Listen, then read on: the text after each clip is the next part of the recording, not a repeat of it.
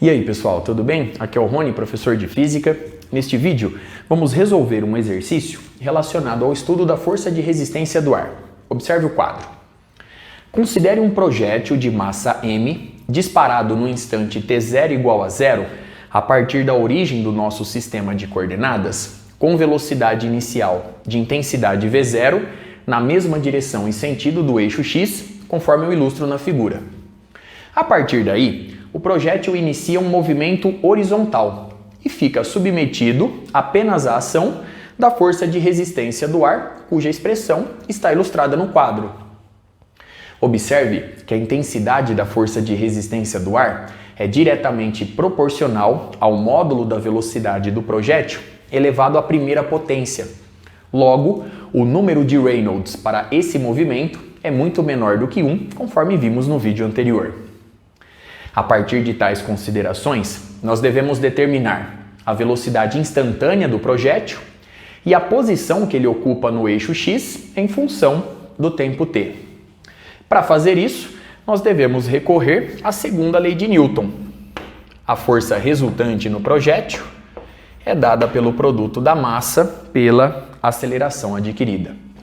Sendo assim, a massa do projétil vezes a sua aceleração, que é dada pela derivada da velocidade em relação ao tempo, é igual à força resultante. A força resultante é a força de resistência do ar. Ela é a única que atua no projétil ao longo do seu movimento horizontal.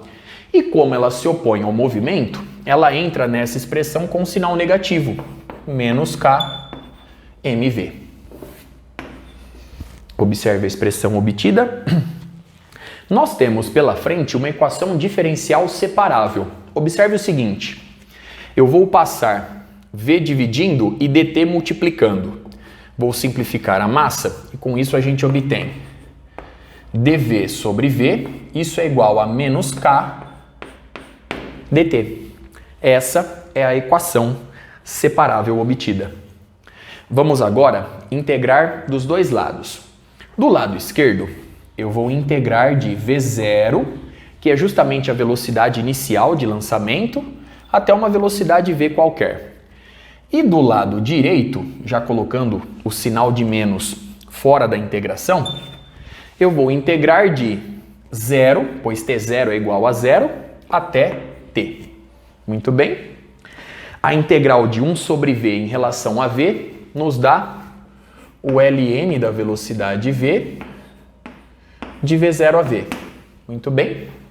Isso é igual, sendo k uma constante, menos k que multiplica a integral de 0 a t dt.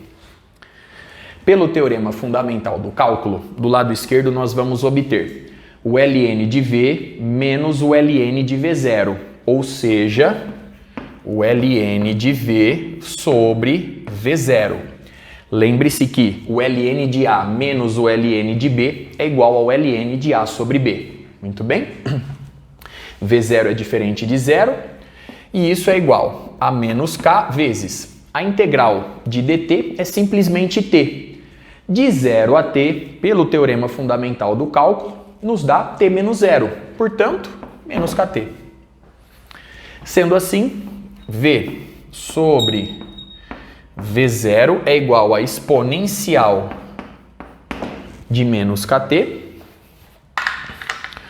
Concluímos, portanto, que a velocidade instantânea desse projétil de massa m disparado horizontalmente no ar atmosférico é igual a V0 que multiplica a exponencial de menos kt.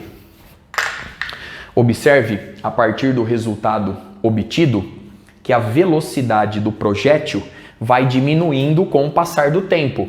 E esse resultado era de se esperar, pois a única força que atua no projétil ao longo de seu movimento horizontal é a força de resistência do ar, que se opõe ao movimento.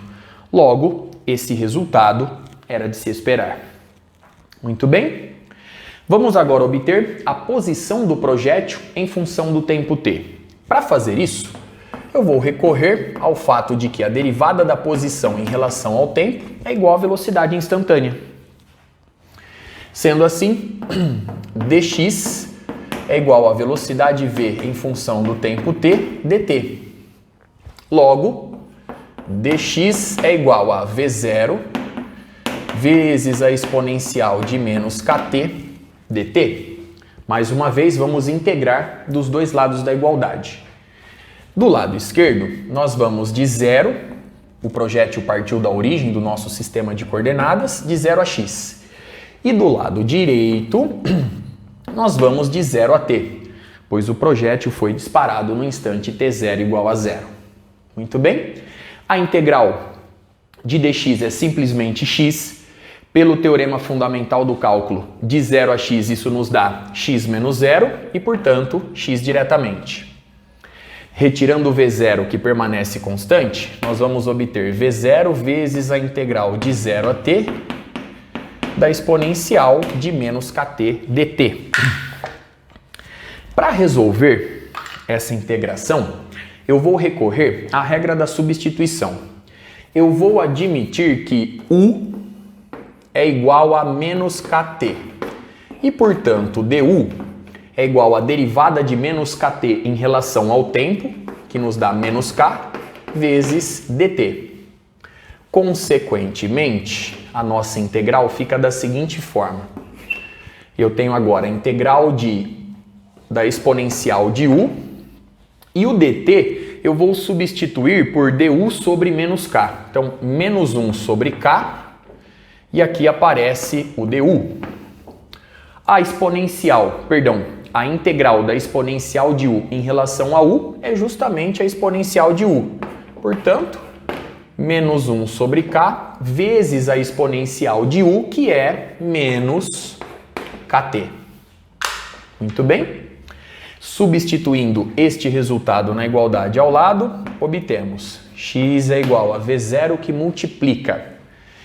Menos 1 sobre k é uma constante, então eu já vou retirar. Então nós temos menos o v0 sobre k, que multiplica a exponencial de menos kt, observe a igualdade, de 0 a t. Muito bem? Pelo teorema fundamental do cálculo, nós vamos obter menos v0 sobre k, que multiplica a exponencial quando o tempo vale t. Então, nós temos aqui exponencial de menos kt, menos a exponencial quando t é 0. A exponencial de 0 é 1. Jogando o sinal negativo para dentro do parênteses, para dentro do colchetes, fazendo a distributiva, nós vamos observar que x em função de t é dado por v0 sobre k, que multiplica 1 menos a exponencial de menos kt.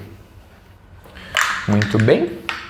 Observe o resultado obtido, os cálculos realizados até aqui. Dando sequência, observe o seguinte, vamos verificar brevemente se essa expressão está de acordo com os dados iniciais. No instante t igual a 0, a velocidade da partícula vale v0. Observe o seguinte, a exponencial de 0 é 1, portanto v no instante t igual a 0 é v0, bateu. No instante t igual a 0, a partícula parte da origem do nosso sistema de coordenadas. Observe, a exponencial de 0 é 1, 1 menos 1, 0, e, portanto, 0 vezes v0 sobre k nos dá x igual a 0, como era de se esperar. Muito bem. Vamos agora admitir que t é muito grande, t tende ao infinito. Se t tende ao infinito, a partícula vai adquirir o estado de repouso, pois a força de resistência do ar é a única que age na partícula durante o seu movimento horizontal. Portanto, é natural esperarmos que essa partícula vai parar em certo instante. Assumindo que t é grande o suficiente para que isso ocorra, a exponencial de menos kt pode ser substituída por 1 sobre a exponencial de kt.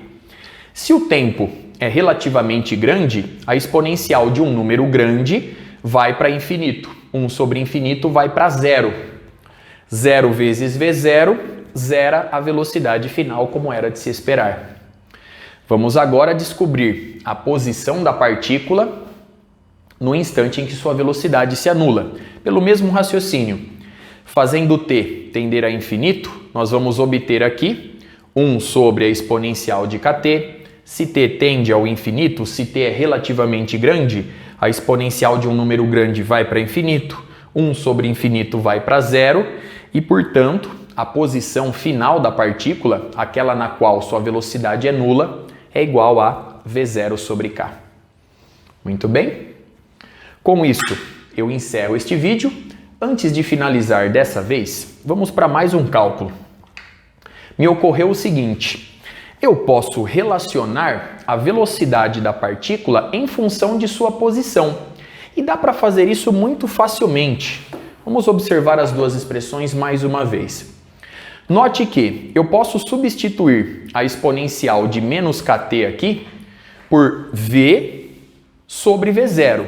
Fazendo isso, a gente obtém, então vamos lá, x é igual a v0 sobre k, que multiplica 1 menos a exponencial de menos kt, que é v em certo instante t sobre v0. Muito bem? Fazendo aqui a distributiva, nós vamos obter a seguinte igualdade. V0 sobre k vezes 1, isso é V0 sobre k, menos V0 sobre k vezes V sobre V0. Eu vou cancelar V0 e vou ficar com V sobre k. Consequentemente, x é igual a V0 menos V sobre k. O denominador é comum. Eu vou passar o k multiplicando o x e isolar a velocidade v. Com isso a gente obtém. Então vamos recuperar o resultado aqui, ó. A velocidade v em função da posição x fica dada por, aqui nós vamos obter kx é igual a v0 menos v. Portanto, v é igual a v0 menos kx. Muito bem.